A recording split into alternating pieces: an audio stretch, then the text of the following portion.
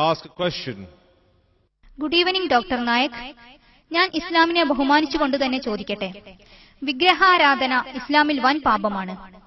അള്ളാഹു വിഗ്രഹാരാധകനെ ആ പ്രവൃത്തിക്ക് പുറത്തു കൊടുക്കില്ല. ഇസ്ലാം അല്ലാത്ത മറ്റു കുടുംബങ്ങളിൽ ജനിച്ചവരുടെ അവസ്ഥ എന്താണ്? ഉദാഹരണത്തിന്, ഇന്ത്യയിൽ ഭൂരിഭാഗവും ഹിന്ദുക്കളാണ്. ഇസ്ലാമിനെ ജീവിതകാലത്ത് പരിചയപ്പെടുവാനോ അതിനെക്കുറിച്ച് ആരും പരിചയപ്പെടുത്താത്തതോ ആയ ആളുകൾ, അവരുടെ അവസ്ഥ എന്തായിരിക്കും?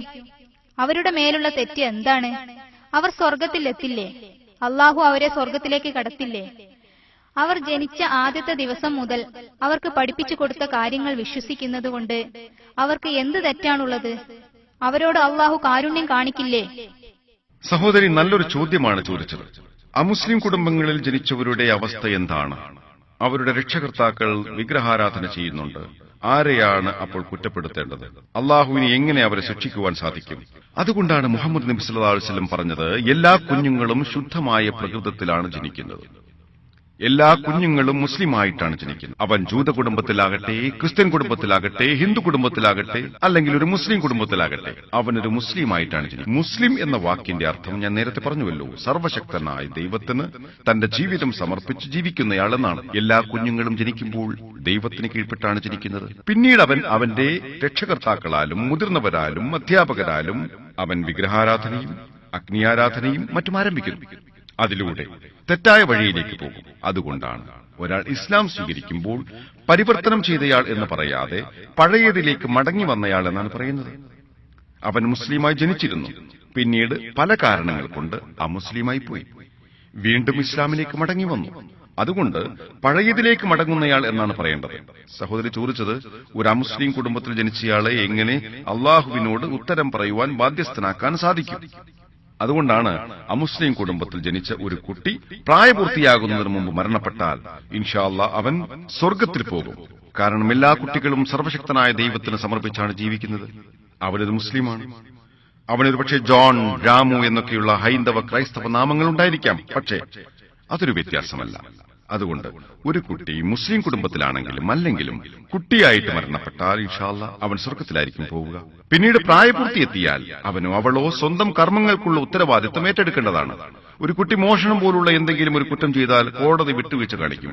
പക്ഷെ അവൻ പ്രായപൂർത്തിയായാൽ എന്റെ അച്ഛനാണ് എനിക്ക് മോഷണം പഠിപ്പിച്ചതെന്ന് പറയാൻ സാധ്യമല്ല. 22 വയസ്സുള്ള ഒരാൾ മോഷണക്കുറ്റത്തിന് പിടിക്കപ്പെടുമ്പോൾ പോലീസിനോട് എന്റെ പിതാവ് മോഷണം പഠിപ്പിച്ചതുകൊണ്ടാണ് ഞാൻ മോഷ്ടിക്കുന്നത് എന്ന് പറയുവാൻ സാധ്യമല്ല. ജഡ്ജി അവനെ വെറുതെ വിടുമോ? അവൻ 5 വയസ്സുകാരനാണെങ്കിൽ അവന് പ്രായപൂർത്തിയായില്ല എന്ന് പറഞ്ഞ് ഒരുപക്ഷെ വെറുതെ വിട്ടേക്കും. പക്ഷെ അവൻ പ്രായപൂർത്തി എത്തിയാൽ പിന്നെ മാതാപിതാക്കളുടെ മേൽ ആരോപണം പറയുവാൻ പറ്റില്ല.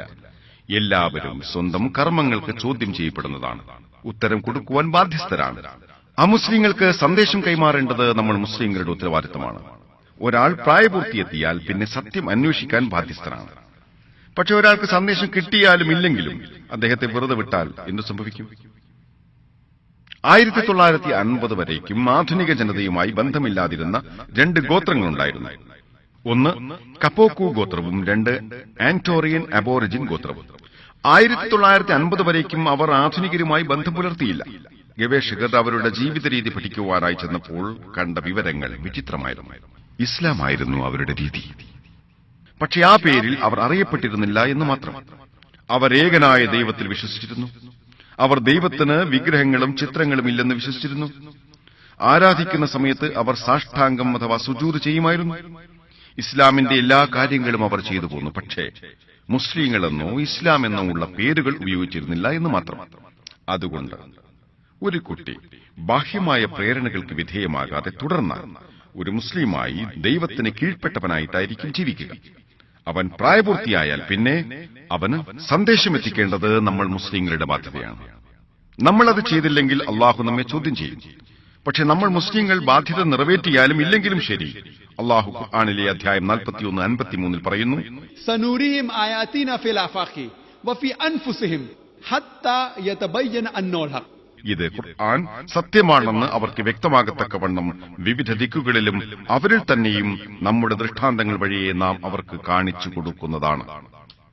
ഓരോ മനുഷ്യനും സന്ദേശം എത്തിച്ചു കൊടുക്കുവാനുള്ള ബാധ്യത അവൻ അള്ളാഹു തന്നെ ഏറ്റിട്ടുണ്ട്. നമ്മൾ മുസ്ലിങ്ങൾ ദൌത്യമേറ്റെടുത്താലും ഇല്ലെങ്കിലും, നമ്മൾ നല്ല ഉദാഹരണമാണെങ്കിലും മോശമായ ഉദാഹരണമാണെങ്കിലും ഏകനായ ദൈവം മാത്രമേ ഉള്ളൂ എന്ന സത്യം ഓരോ മനുഷ്യന്റെയും ഹൃദയത്തിലേക്ക് അള്ളാഹു എത്തിച്ചു കൊടുത്തു. അവൻ മുസ്ലിമായാലും അമുസ്ലിമായാലും ശരി. സന്ദേശം കിട്ടിക്കഴിഞ്ഞാൽ ആ വ്യക്തി അത് പിൻപറ്റാനും പിൻപറ്റാതിരിക്കാനുമുള്ള സാധ്യതകളുണ്ട്.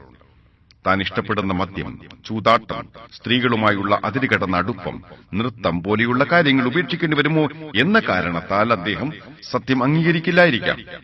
ഇസ്ലാമിന് നിഷിദ്ധമായ കാര്യങ്ങൾ അവൻ ഉപേക്ഷിക്കാൻ പ്രയാസം തോന്നിയേക്കാം. സന്ദേശം ലഭിച്ചതിനു ശേഷം അത് അംഗീകരിക്കാത്തത് വ്യക്തിപരമായ കാരണങ്ങൾ കൊണ്ട് മാത്രമായിരിക്കും. ഒരു പിതാവ് തന്റെ കുട്ടിയെ മോഷണം പഠിപ്പിച്ചിട്ടുണ്ടെങ്കിൽ ആ കുട്ടി വലുതാകുമ്പോൾ അത് തെറ്റാണെന്ന് മനസ്സിലാക്കണം. എന്റെ പിതാവ് മോഷണം പഠിപ്പിച്ചതുകൊണ്ടാണ് ഞാനത് ചെയ്യുന്നത് എന്ന് ജഡ്ജിയോട് അയാൾക്ക് പറയുവാൻ സാധിക്കില്ല. ഏകനായ ദൈവത്തെക്കുറിച്ചും വിഗ്രഹാരാധന തെറ്റാണെന്നും ഒരാൾക്ക് മനസ്സിലായിട്ട് അയാൾ അത് തുടർന്നാൽ അയാൾ അതിന്റെ ഉത്തരവാദിത്തം ഏറ്റെടുക്കണം. അതുകൊണ്ടാണ് ഒരു അമുസ്ലിമും പരലോകത്ത് അള്ളാഹുവിന്റെ നീതിയെ ചോദ്യം ചെയ്യില്ലെന്ന് അള്ളാഹു പറയുന്നത്.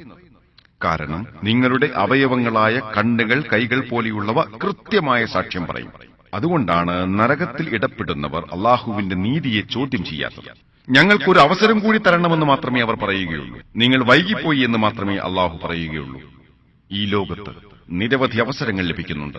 പക്ഷെ നമ്മൾ ഒരിക്കൽ മാത്രമേ ഈ ലോകത്ത് ജീവിക്കുകയുള്ളൂ. അതുകൊണ്ട് ഒരു അമുസ്ലിമിനും അള്ളാഹുവിന്റെ നീതിയെ ചോദ്യം ചെയ്യുവാൻ സാധ്യമല്ല. നിങ്ങൾക്ക് വൈകിപ്പോയി എന്ന് മാത്രമേ അള്ളാഹുവും പറയുകയുള്ളൂ. ഖുർആനിലെ അധ്യായം 67:2 പറയുന്നു, ഈ ലോകത്തുള്ള കാര്യങ്ങളെല്ലാം തന്നെ പരലോകത്തേക്കുള്ള പരീക്ഷണങ്ങളാണ്. ഞാൻ ഉത്തരം പറഞ്ഞു എന്ന് വിശ്വസിക്കുന്നു.